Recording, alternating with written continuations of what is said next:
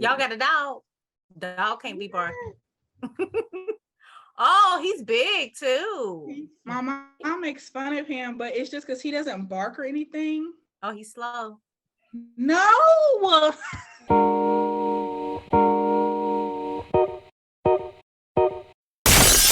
Hey guys, and welcome back to another episode of Trashed It. I'm your girl Mel, I'm Missy. and we are back for yet another episode for season 3. And for those that don't know, Missy, tell them what Trashed It is all about. For those that are just joining us for the first time. Wow, Trash It is all about breaking down the walls, the barriers, the stigmas that come associated with what women cannot do. And I like to say we take the can't and we flip it to the can. Come Hashtag trash it. through. Like, Yes. Come through. Yeah. So we are going to introduce our guest for today, and it's a very special guest. She's very, very near and dear to my heart. This is my daughter, Nia. And so, Nia, come on and introduce yourself to the people. Tell the people about you. hey everybody. My name is Nia. I'm Melanie's daughter. I'm 20 years old. I live in Fort Wayne, Indiana. I live far away from my mama. I work. I'm not in college right now. That's another story for another day. That's really me right now. I'm engaged. So that's fun. Mhm. And my dog is in the background, but that's me. That's my little wrap up. Okay. I Well, love all it. right. So we are absolutely glad to have you on the show with us today. Um, Glad to be so here. so I want us to go ahead and get started with what we're trashing today. And I really want you, Nia, to share with us because really this was your topic. This is Right. one of those times when the topic was brought to us, and Hmm. and so I want you to introduce what we're talking about today. Okay. First off, technically, I introduce a lot of the topics. Patty. I am the inspiration. Oh God. Influencer. No. So yeah, this topic is very near and dear to my heart because I am 20, and today we're going to be talking about what to do in your 20s. What did y'all do? What do you do differently now? I'm trying to figure my way through this time. It's really hard. I basically just text my mom and I said, girl, being 20 is ghetto. You should probably do a podcast episode about it. And she was like, "What? Hold on, rewind. What are you talking about? And I just was telling her, we should probably call. We should probably call. This is not a text conversation." And I was just, I don't know how to explain it in words what I was feeling. I felt like, what am I doing? Basically, I'm working at a paint store, and I love to paint, and my mom is a habitual like uplifter. So it's hard to figure out what I'm good at because my mom is always, and I talked to her about that in the call too. I was like, "Girl, you're always telling me I'm a good talker so I could be a news anchor, and that's not what that means. That is not what that means."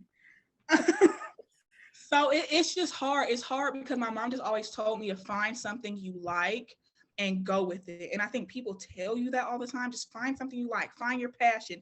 And I think nobody really talks about the process to find your passion or to find what you like or that one thing. Like it's hard. It's hard to find one thing and just say, I'm going to go with this for the rest of my life. Because sometimes, I know at least for me in my 20s, that's what it feels like. It feels like everybody wants you to make a decision, or you just feel like this pressure, even if nobody's really giving you pressure, you feel Mhm. this pressure to figure out what the heck am I doing with my life, and what am I gonna do, and is it gonna make me happy? And now I'm not in my mama's house, so I have to put my own money into my passions and what I want to do. So that's scary in itself, because what am I willing to go into debt for? You know? So I was just talking to her because I was at a loss. I didn't know what to do. Now I will be honest, my mom was not the end all be all that helped me, because my mother is a hard worker. She's worked hard since forever. She's always been doing something. So sometimes when I need a little softer touch, I call my daddy. And he told me that being 20 is hard, and it might not feel better or look better until you're in your 30s or 40s. And he said, sometimes even now he's still figuring out life, and it's just hard, and you just have to be patient.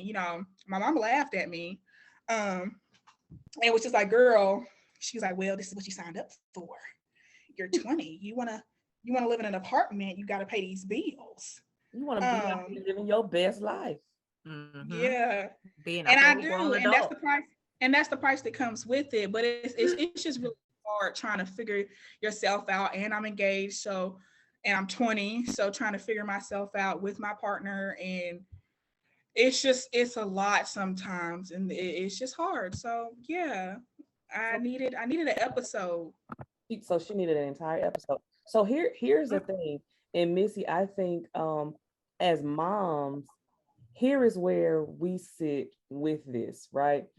So she brings this conversation to me, and she's asking me, oh, y'all need to do an episode about being 20, because 20 is ghetto.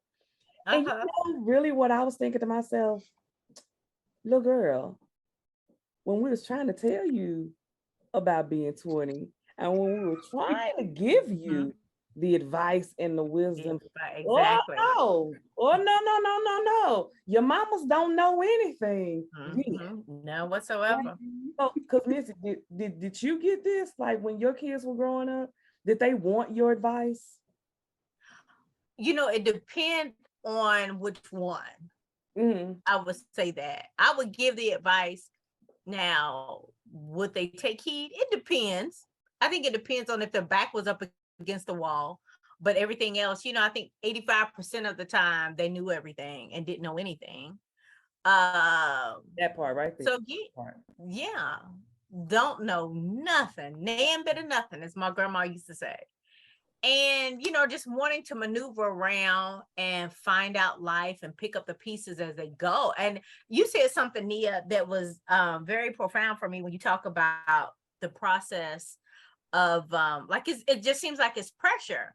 And Mel, and I hope I'm not even getting ahead of our own agenda with the show, but it made me wonder, with your generation, do you think it's the pressure from social media or just pressure from life? That's good. You're asking me? Because you're speaking for all the 20-year-olds. I know, that's loud. Talk loud for the ones. The pressure is on your shoulder. I think it's both. And I honestly think it's yourself. Interestingly enough, my fiance went through a really weird time when she graduated college. And it was interesting to see her go through that, because all the time I would be telling her, babe, you just have to relax. Like, why do you feel like you need to have a career and you've been graduated for 2 weeks, Like, what is this, all this pressure? And she said something to me, and it just all made sense. And it was just, I feel this pressure for everyone. Like, it's a pressure I've put on myself, but it's for all the people around me. She's the oldest, just like me. She's the oldest daughter, and she's trying to be an example for her siblings. And like I was saying, her dad, who didn't graduate, and he didn't go to college, just trying to make him proud and make everyone proud around her. And I think that's something that I really related to, because it just made sense.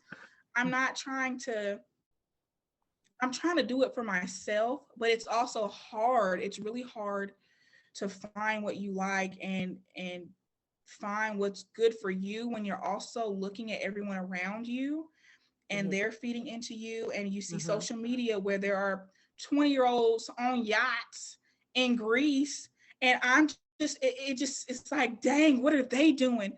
So then I definitely spiral more than I want to, because then it's like, what are they doing? What can I do? I would do anything for the money. I would, like, it's just all about the quick cash, and like, and it's all about the hustles, because nowadays you can't just have a 9 to 5. You can't just work a normal job and that's it. You have to be working one job and then have 3 side hustles. And I think that's why I say it's social media and it's ourselves and it's also family. It's a little bit of everything that makes it the 20s, like the 20s, because it's from everywhere, and you just feel like you're not doing enough, and you don't know what you should be doing, and you ain't never been here before, and there ain't no book to read, and But you're the oh, I didn't mean to cut you off. I'm sorry. No, you're fine. Go ahead. But you're the blueprint. Yes, You're it's the hard. template. And guess what you can do with the template? You can always go back to the drawing board. Yes. And redo. Right. Yes. Rewrite. I think it's been calming me lately. So just the fact to go ahead. No, go ahead. Just the fact to know that, like what Missy was saying, Miss Missy, just knowing that life is long, or we hope so, and hopefully I can have 3, 4, 5 careers if I wanted to. I could go to college for anything. And I think that's what's been definitely zenning me out lately. It's just knowing if I become a teacher, I could still be a teacher and a cook and a nurse if I wanted to be. And I could go back to school and become something else. And it's just, it's giving me peace, I think, for now. So Nia, now I think we all have these moments, right, where hindsight is usually 2020. And you know, like you were saying, it's like, okay, when as moms, when as parents, we're trying to give this advice and we're trying to give this wisdom, it ain't want it. These kids don't want it. But then there's something that happens when adulting starts to hit, and then it's like ooh, I do want your advice, or ooh, I do realize that you might have been right about something. Because I had that same experience with your Nana, right? Where I thought I knew it. Oh, no, don't put my Nana into this. But no, seriously, like where I thought I knew everything. And then it wasn't until I was probably mid-20s that I went back, and I remember apologizing to her about something. And I think it was one of those statements about, like, I would never raise my kids like this. It was some nonsense. Oh, girl, that's statement. You know, it was one of those, and I had to apologize. But then I found myself like really wanting to be her friend, and like really wanting her advice, and wanting my dad's advice, wanting your papa's advice. So what do you think it is that changes? Like, because you're at that you know, you're 20 now, and now it's hey, can you give me some advice? Whereas before it's like, girl, now let me learn these lessons on my own. So what do you think happens? Well, first, what I will say is I'm still not perfect. And there are still times where I feel like my mama does not have a good grain of sense on God's green earth. And I feel like I'm the only person on planet Earth making sense. Wow. Like I will go to work and be like, I've literally told my coworker before, and he just started cracking up. And he was like, "Oh, really?" Because I said to him, I said, you know what? Everybody is tripping except me. I was like, everybody in my life is tripping except me. Wow. And so I will start with saying that. Threw me under the bus a little bit. Okay, I got I'm not, I But you haven't. don't realize that you were tripping over the fact that nobody was tripping but you. That everybody else was Yeah. tripping but you. Yes. So sometimes it's just, sometimes you just don't make sense. And even like looking back on what I said a week ago, sometimes it's like, girl, you were just in this headspace and you weren't being understanding. But I think being removed from the situation is what helped me. you. I moved out of my parents' house when I had just, I mean, I had been 18 for maybe a month. And I moved out, and then I went to college and they moved and I stayed with my boo. And now we're here, and you know, I'm thankful that it worked out, but it was scary, and I think it was also needed. And me and you have talked about that before, where we had a rough relationship, and even now it's still sometimes we just, me and my mama are a lot alike. So sometimes it's hard when you are saying the same thing but just communicate differently.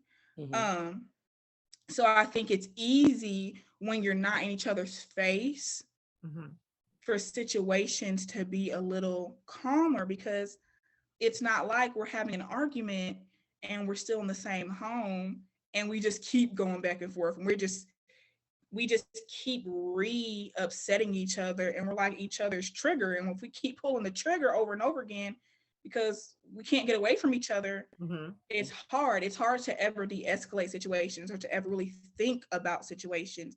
But I think being away is easy, because once I hang up the phone, I can really think to myself in my moments of reflection, okay, now let me break the situation down. What was my mom trying to say, and what was I trying to say, and was she trying to be malicious? No, she's my mom. So okay, then what's the other option? Was she trying to help me? Yes. Okay, how was she trying to help me? And what was her way of communication with getting this point across, and how did I respond? And was my response counterproductive, or was her response counterproductive?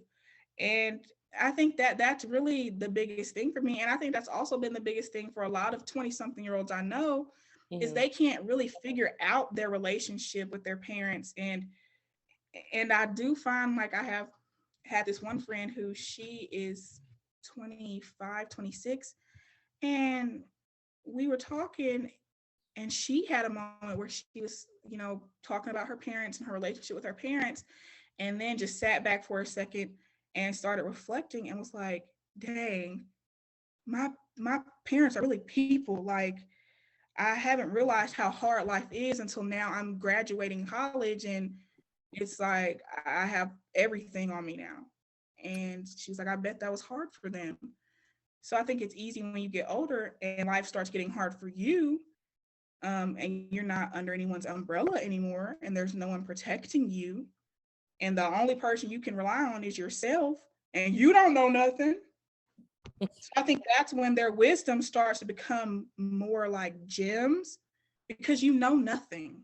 You know nothing, and it's scary when you know nothing. And you know, hearing you say that word wisdom, so the question I'm going to ask you, what value does wisdom mean to you when it comes from your parents, especially your mom? Because I think both parents, everybody comes across with the same question, but ask it different. So I think, you know, as kids, you know who will say yes to the candy before dinner and who's going to say no, right? You know who to go to. Let me have that scoop of ice cream before dinner. Dad will be like, oh, baby, go ahead. Mom's like, no, not until after you eat. And you're going to eat everything, right? So what does wisdom mean to you in this sense of, you're now 20, life is lifing. Because see, like, life for you is lifing at 20, where life for us is lifing, at least for your mom, still early. For me, I'm in the middle of the road now. Like, whoa, like this is really life. Like, whoa, life is now spelled really with an I instead of with a Y. And it's just, woo! Woo, that's scary. That's some scary stuff right there. Um, what the value has definitely gone up on my mom's advice. And but I will say I've always valued her advice. It just didn't always make sense. Opinion is always important to you. It's always going to matter. I think my mom's opinion of me has always been the ultimate opinion of me, which is also another reason why I think the whole being removed away from the situation helped us so much. Because when you're 20 and you're trying to figure yourself out, it's kind of hard sometimes when you're hearing so many other voices tell you who you are when you don't know who you are. But I think it's more value now, like I said earlier, because life is real now.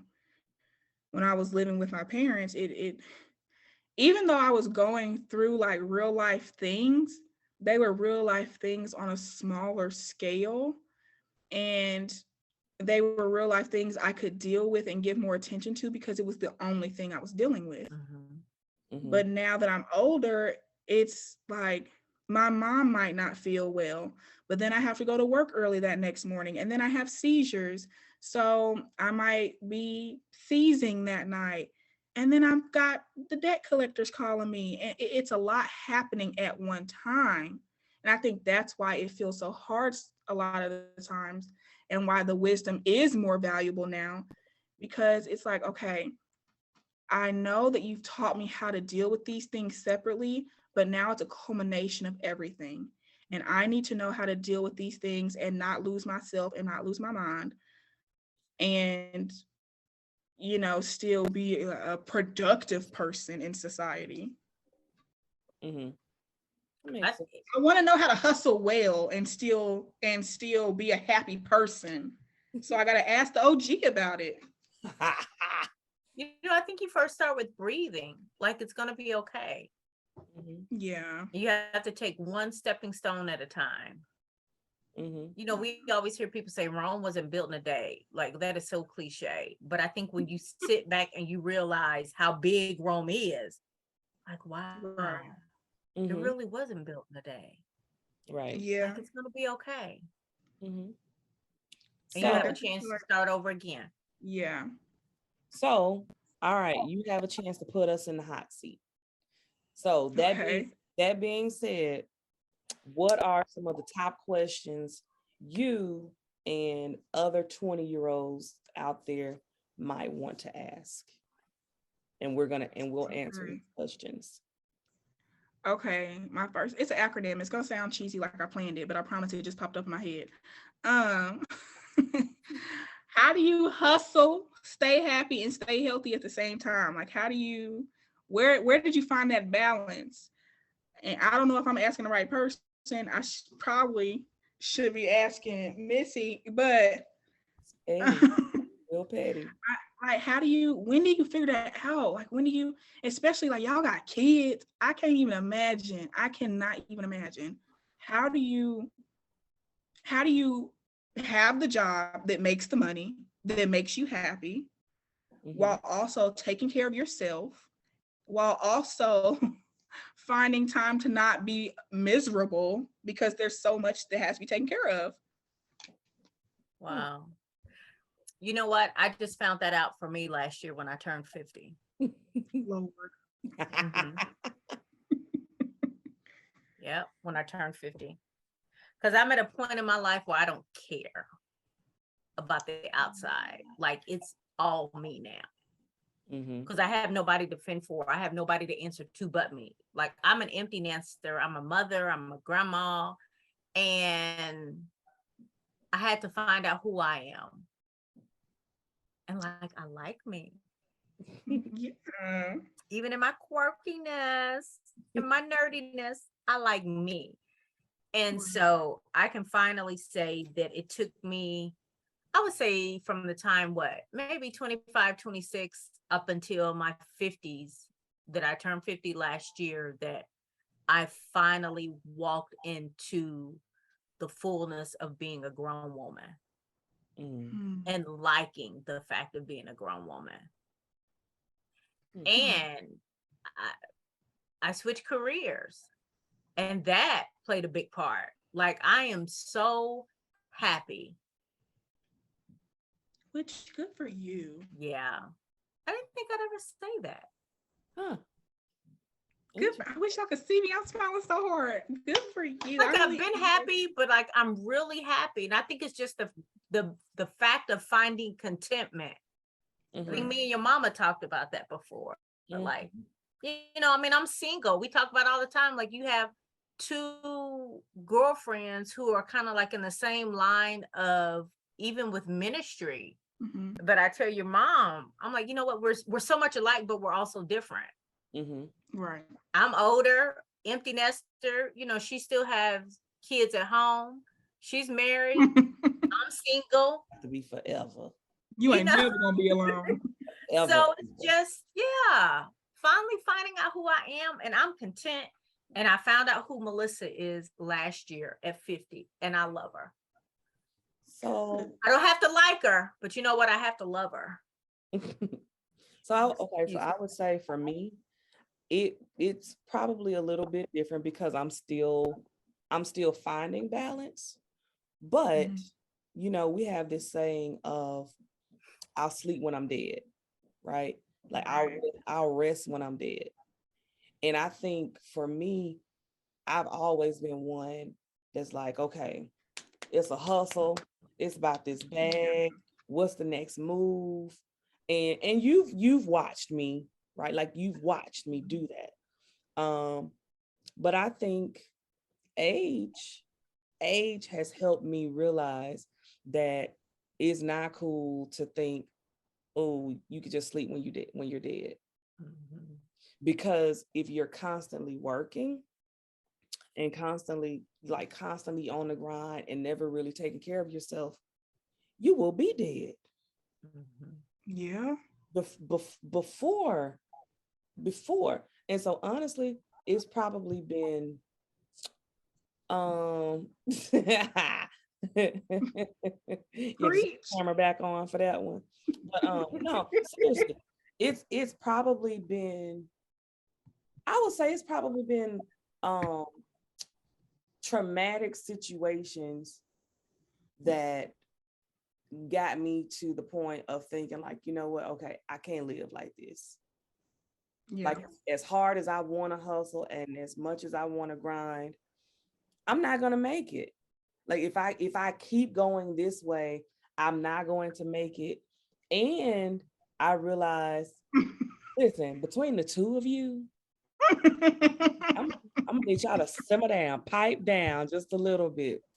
I'm just listening. But so to sum it up, it has been a lot of life. It has been a lot of learning situations where, yeah, life, age, time, recognizing that this joint is a marathon. And if you're running and moving 100 miles per hour all the time, you are never going to be able to sustain that for a marathon. Like, and realizing that there is no quick way to the top. Like no matter what social media is showing you, there's no quick way to the top. And I think I finally figured that out. So it's like, okay, I can hustle hard today, but then there comes a point when I got to turn this off and I need to be mom, or I need to be wifey, or I need to be the girlfriend. I need to just do my own thing. So, you know, it's like it comes with time, and it comes with really understanding that like you are your own competition. And when you step away from comparing yourself to everyone else, then it's easier to really start making strides that make sense to you, and not the noise, like not the noise of social media, not the noise of family, not the noise of your friends, but just like what feels right, what feels good to you, and like really listening to your body, because it will tell you when you need to sit down somewhere. Yeah. You know, there's a song that I listen to that's on my playlist on repeat, and it probably didn't hit me until probably the beginning of this week. It's Before I Die by Kirk Franklin. Mm. And I love the song. I love the beat. I love the words, but I truly took the time just like the beginning of the week just to truly listen to the words. And he's like, before I die, I gotta live. Like, what? Mm-hmm. And we take that for granted. I think we just think that living is the mundane of everyday routine, 9 to 5, wash clothes, you know, cook breakfast, get the kids up, take care of the house, take care of the husband, take care of this, take care of that.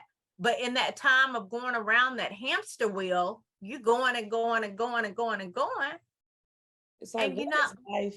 Like, what is life beyond working? What is life beyond? What is life beyond the bag? And like most of us, we don't figure that part out. We just we see the careers, we see the money, we see the yachts, and we're looking at what everyone else is doing, and we're chasing an imaginary goal that's not even ours. Yeah. Like, you know, we just out here chasing something, and we don't have any clue of what the something is. We chasing imaginary goals and scared of our own shadow. That part. And I can say that because that was me. Because we fail to realize that your shadow is bigger than who you are. And there's so many things that encompasses you. And you're like, oh my God, my shadow, I'm scared of it. Why? You trying to get this, but you got to keep going forward and keep doing that. And I think that's just a thing that your generation, I will say this, I commend your generation for having that mentality of I'm going to do it to whatever cost. But at what cost?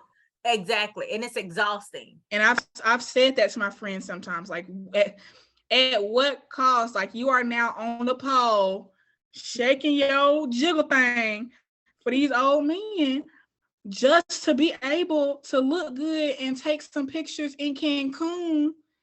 And it's like, I think it's hard because I also feel everybody's trying to get the bag so bad and so fast, because we're just like, okay, if I just work my butt off right now, I can retire. I don't have to work as long as my mama and daddy, or I don't have to break my back for the white man at a 9 to 5.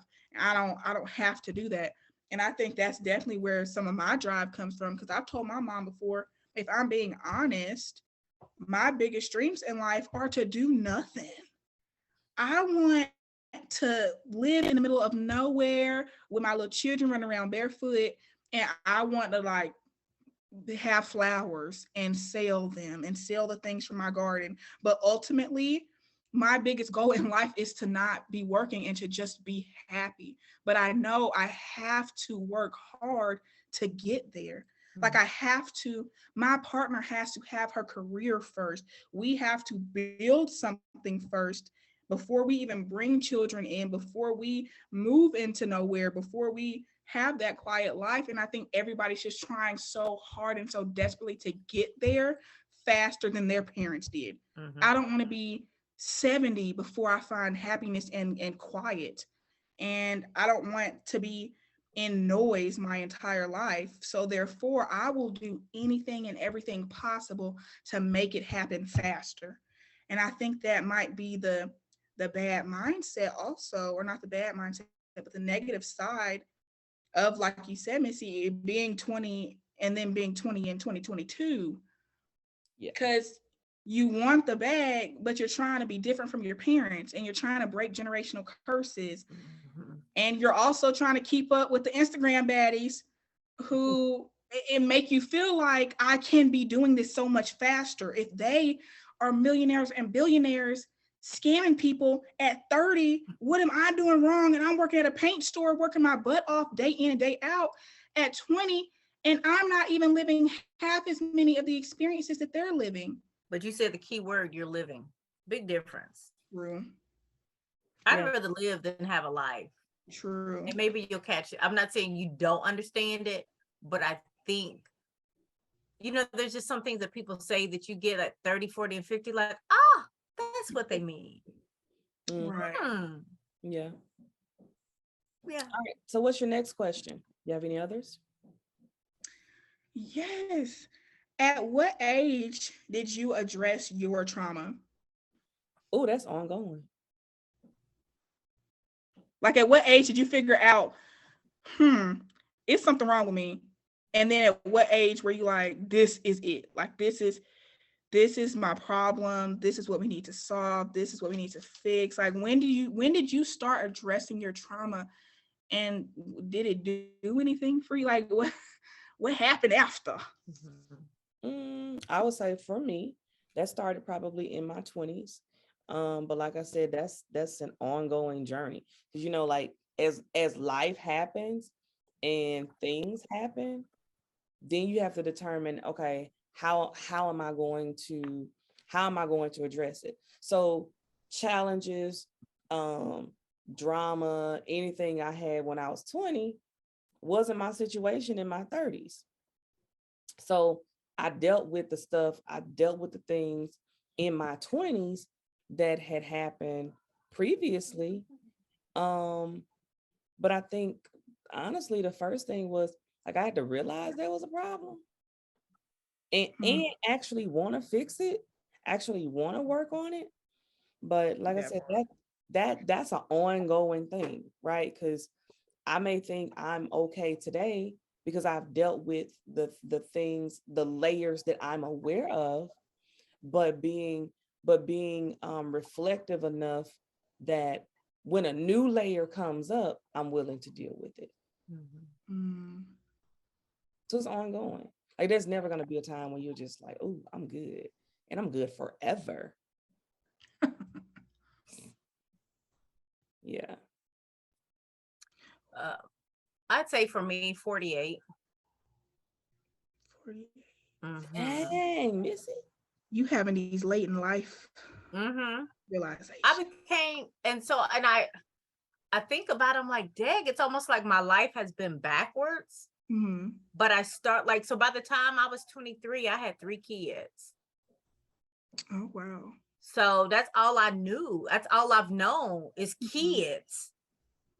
Car seats, toddler seats, daycare, doctor's appointments, lunch boxes, after school programs, PTA, PTL, everything. All I knew have been kids. And so once everybody left, I'm like, oh, now I can finally, well, where's this coming from? Right. Where's that coming from? Oh, goodness, that's been there. You know what I mean? So I would say 48 is when I truly started to recognize and to come to the reality of it. And so for me, it's almost like I'm playing catch up, but I still am working through them. And I haven't stopped. So that's my answer. Anything else? Any other questions? Any other questions? I have other questions. Would it be too much time? Well, you can ask. Let's see. You can ask one more question. That's a light one then. How do you still have fun when you're getting older? When you were 20 and you out strolling with the big bad wolves and stuff at the parties, and now you're having a glass of wine. How do you have fun? I've always wanted to know that. I think I always say I can't wait to get older just because I can't wait to see the different stages of life and how you enjoy life differently when you're older. So how do you still, what do y'all do for fun? I guess mine is different from your mama. You know what? Again, because I started late, if you will, in life, my fun has generated from the fact that I know my value and I know my worth. And we always hear that I don't need no man to hold me down. I don't need no man to have love. Like, I don't need, and I realize that that's a true statement, crazy as that sounds. Mhm. So I'm learning to be content with me, and I do things for me. So for me is like, I love going to the library. Like, that is so a highlight of my life. I know. I go to the library, like, I'm gonna tell you what, when I get these pings from the library, like, your book is ready. I'm like, yes, I can't wait. I There's go to the nothing wrong with library, I that. go to Barnes and Noble, I have books delivered. I love to read, I love music, I love talk, I love talking. I love politics, I love the news. So I try to engage myself in all things community, and like that brings me joy. That's my happy place. Mhm. And Star Wars. I yes, but I'm loving it. I'm loving it. So like even this weekend, it's Labor Day weekend. And so some people might go out, maybe go to an all-white party or something. Mhm. Like, I am going to volunteer this coming weekend. And I'm excited because it's a different type of volunteer at an event that I've never been to, that I've always wanted to go to. But guess what, Nia? Every time it's come up every year, I couldn't do it because I had to do something for somebody else, or, family was coming in, or I had to cook for everybody. I can go this year. Good for And I'm so you. excited. Girl, when I received my notification email about my t-shirt and where I'm going to be stationed, I'm like, Period. yes, I can't wait. And so like, that's fun for me because I did the club scene as teenager, Mhm. and like, I'm good. Mhm. Now I love a good jazz club, a nice glass of Mhm. wine, but like, that brings me happiness and joy. That's why I ask though, because I Oh, get shamed out of my friend group because I'm like the quote unquote grandma. uh-huh. Because even now, I'm not even 21 yet, and I'm already over the bar. Like, I've never even been to one, but I Hmm. don't, it's just like, even Yeah. today, I was having a rough day, and I was like, oh, you know what would really make me happy if I went and like bought a candle. Oh, girl, yes. Oh Yeah. my gosh, that's my love language. Yes, and even if I don't buy anything, like I will sit in Target for an hour and sniff every single candle, and it Mhm. just makes me happy. And I would rather do that than go party. Yeah. So But I I think think that's again, your generation's partying and the atmosphere It's was just dangerous. different. Exactly. It's different. I Your don't mom want to and go to a our party. generation was cool. You just had to worry about who was rolling up in there. And if the person that you were there to see would see you looking cute and fabulous, and what was going to go, what was going to pop Mhm. after the fact. So yeah. Yeah. And I think for you, just knowing what you like, knowing the things that make you happy versus like, okay, these are the things that are supposed to make me happy, right? For me, my view of things that bring me joy, it's changed over the years, but it's changed because of like life experiences. And I talk to people all day and I listen to people for a living. So for me, going into seclusion, that's fun now. I would I know love, it is. huh? I said, I know that's your favorite thing to do. Yeah, I mean, because again, because of my career, Right. that's a part of like my love language to myself is give me a good trip. Hmm. Give me a good trip or brunch or things that I'm doing with people that are in my inner circle. I'm Hmm. not so big anymore on, oh, I need to go out to this club or this main major event, but I'm more apt to want something low key, something small, something quaint, um, to have more of a quality moment Mm-hmm. with people. And I a good staycation by myself, like when everybody leaves the house and it's just me. That is Oh, I my love it. Because your that's my house is your ideal. safe haven. Yeah. Or taking a trip by myself. No. That is life to me, Yeah. because it gives me a chance now to just not hear the noise of everyone else. Right. So your fun changes. Mhm. Your fun changes. The last time I tried to go to the club, I think I was in there like, man, I'm like the old lady. I'm like the old person. What is this? Why am I here? Right? So it's like your fun changes, and it's better to embrace it than fight against it.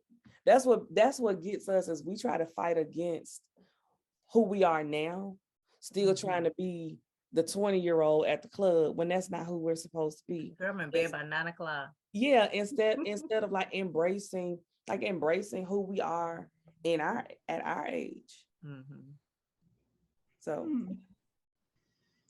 I So love it. interesting advice, ladies. well, thank you very much. Thank you very much. I So think y'all are still hip and cool.